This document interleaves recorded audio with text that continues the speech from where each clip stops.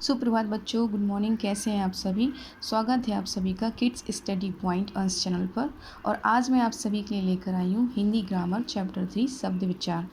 शब्द विचार क्या होते हैं, इनके भेद क्या होते हैं और इनके भेदों के भी क्या भेद होते हैं, इन सब पे हम आज चर्चा करेंगे, पढ़ेंगे इसके बारे में। तो सबसे पहले जान लेते हैं कि शब्द होते क्या हैं। शब्द होते क्या हैं।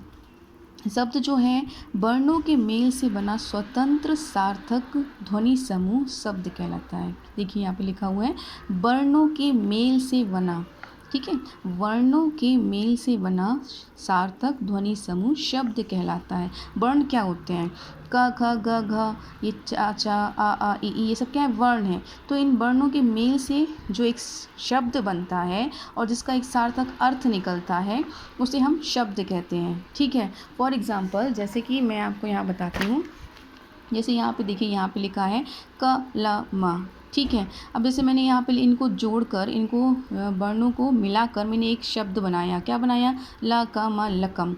लेकिन ये जो है, ये शब्द जो है बना तो शब्द, एक शब्द बना, लेकिन ये शब्द सार्थक शब्द नहीं कहलाएगा। क्यों नहीं कहलाएगा, क्योंकि लकम का कोई मतलब नहीं होता है, ठीक है। अब जैसे इन्हीं वर्णों को जोड़कर मैंने एक शब्द बनाया। क्या शब्द बनाया, कमल कमल। तो कमल क्या है, एक फूल का नाम है, एक पर्सन का नाम भी होता है।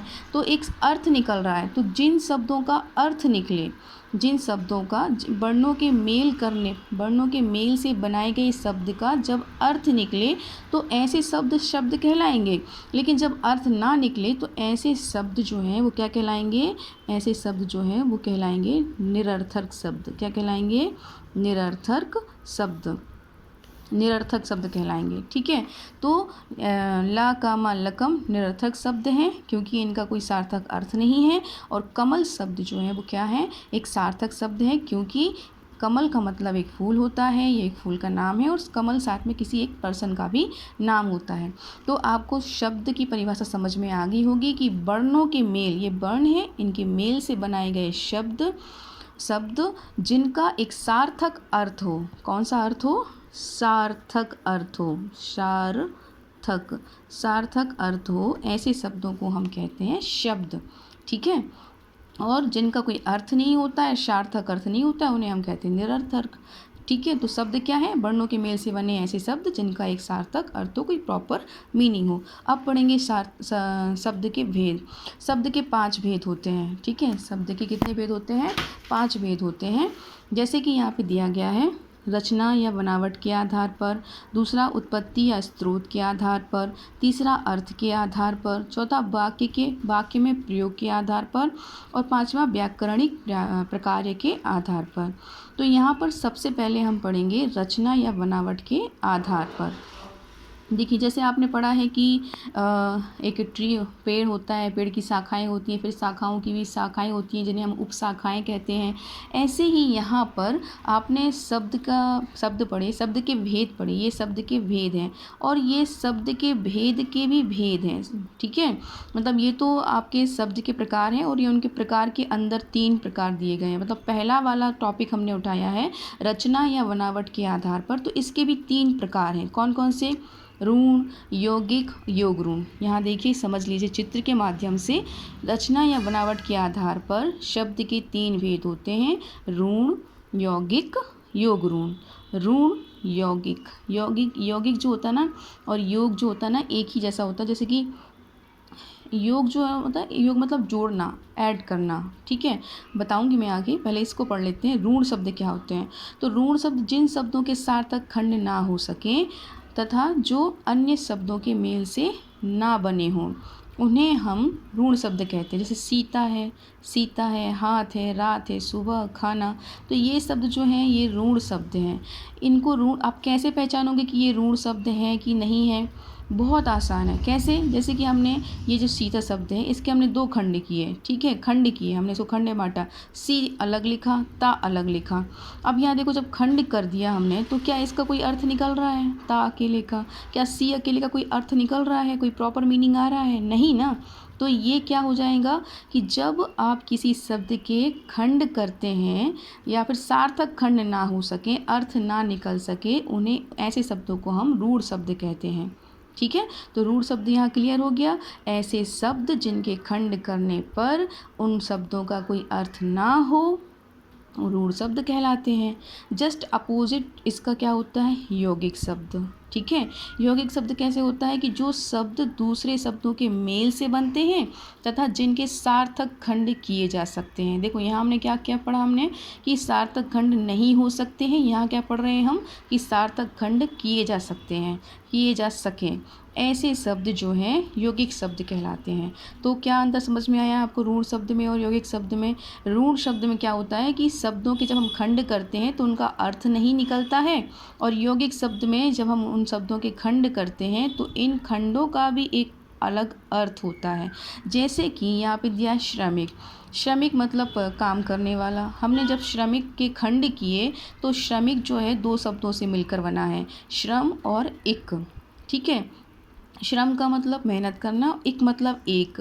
तो जब हमने इन दोनों को प्लस किया, जमा किया, श्रम जमा इक, इन दोनों शब्दों को मिलाया तो एक नया शब्द बना श्रमिक। तो ऐसे शब्द जिनके खंड करने पर दोनों शब्दों का अर्थ निकले, ठीक है, सार्थक अर्थ निकले, इन खंडों का सार्थक अर्थ निकले, वो यौगिक शब्द कहलाते हैं। और ऐसे शब्द जिनके खंड करने पर कोई अर्थ ना निकले वो रूढ़ शब्द कहलाते हैं। ठीक है, तो रूढ़ में अर्थ नहीं निकलता है, यौगिक में अर्थ निकलता है। तो रूढ़ शब्द ऐसे शब्द जिनके खंड होने पर अर्थ नहीं निकलता है, रूढ़ शब्द होते हैं।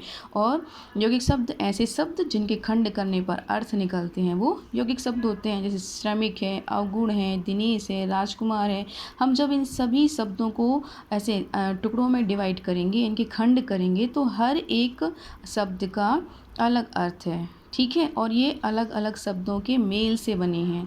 तो ऐसे शब्द जो अलग दो या दो से अधिक शब्दों के मेल से बने हों, है ना, और साथ में इनके खंड करने पर अर्थ निकलते हों, यौगिक शब्द कहलाते हैं। तो आपको समझ में आया क्या यहाँ तक? आई होप आपको इतना समझ में आ गया होगा।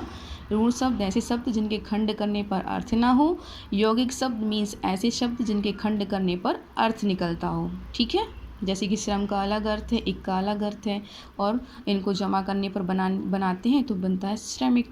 ठीक है, योग ऋण जो है वो क्या है, इसका अर्थ जो है ना किसी तीसरे के लिए निकलता है। ठीक है, जैसे कि जिस यौगिक शब्द से किसी ऋण या विशेष अर्थ का बोध होता है, ऐसा कोई शब्द जिसका विशेष अर्थ निकल रहा हो, विशेष बोध हो रहा हो, उसे हम योग ऋण शब्द कहते हैं। जैसे लंबोदर, तो लंबोदर का सामान्य अर्थ है लंबे पेट वाला। ठीक है, परंतु इस शब्द से केवल गणेश का ही बोध होता है, अतः यह योग ऋण शब्द है।